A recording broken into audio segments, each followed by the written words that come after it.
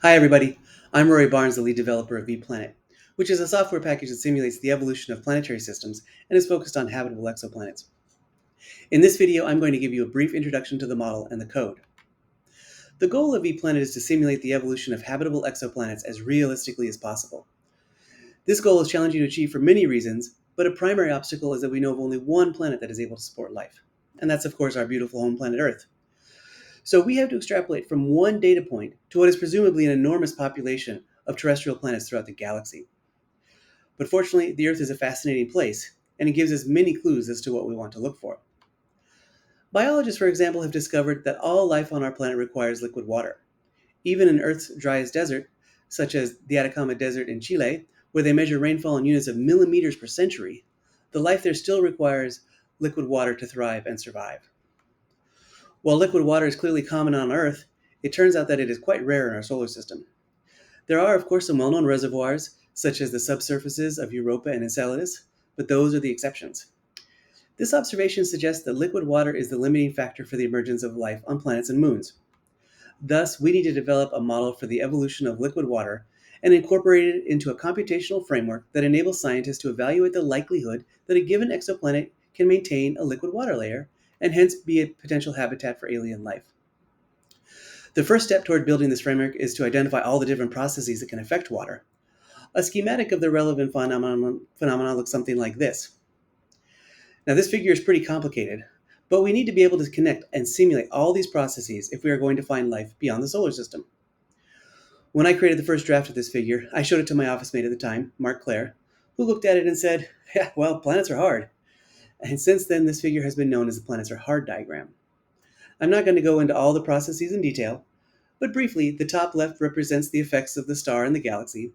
The top right encompasses processes related to the evolution of the planetary system, and the bottom includes properties related to the planet itself, which are further divided into components like the interior, the atmosphere, rotational dynamics, and the surface. It was from this figure that VPLanet was born. The basic design of VPLanet is to divide the different phenomena that are present on this diagram into smaller bundles of physics that we call modules. Here are all the modules as of August 2023. Starting from the top right and proceeding clockwise, Ectide simulates the tidal evolution between two bodies. Binary simulates the evolution of a planet orbiting a binary star system. Distorb is a semi-analytic model for the orbital evolution of planetary systems. Spin body is a direct n-body calculation of the positions and velocities of a system of massive particles. Distraught tracks the rotational evolution of planets due to planet-planet interactions and the stellar torque. Poise is a climate model that tracks surface temperature and ice coverage. ATMESC, which stands for atmospheric escape, simulates the loss of water, hydrogen, oxygen, etc. from planetary atmospheres into space. MAGMOC is our magma ocean model that simulates the thermal and geochemical evolution of the early stages of terrestrial planet evolution when they're mostly molten. RADHEAT models the power generated from the decay of radioactive isotopes in planets' crusts, mantles, and cores. TherMINT stands for thermal interior and simulates the evolution and the internal temperature and geodynamo of a terrestrial planet. FLARE handles the effects of stellar flares, while the stellar module simulates the bulk stellar quantities like luminosity and radius and quiescence. And finally, GALOP tracks the evolution of a star through the galaxy, including the perturbations due to passing stars on planetary orbits. While these modules address many aspects of this diagram, there is still a long way to go before we have even the first comprehensive model of a habitable planet.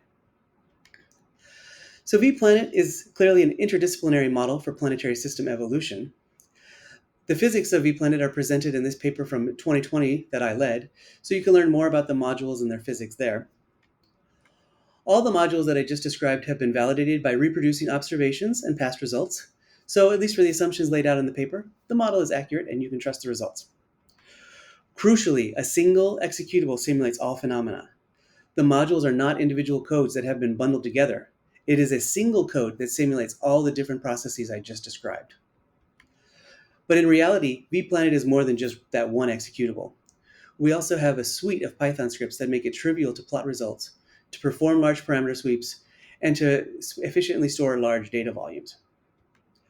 I also want to send a shout out to the interdisciplinary team of scientists that created VPLanet, namely the members of the Virtual Planetary Laboratory, a NASA-funded consortium, and whose initials form the beginning of the software's name.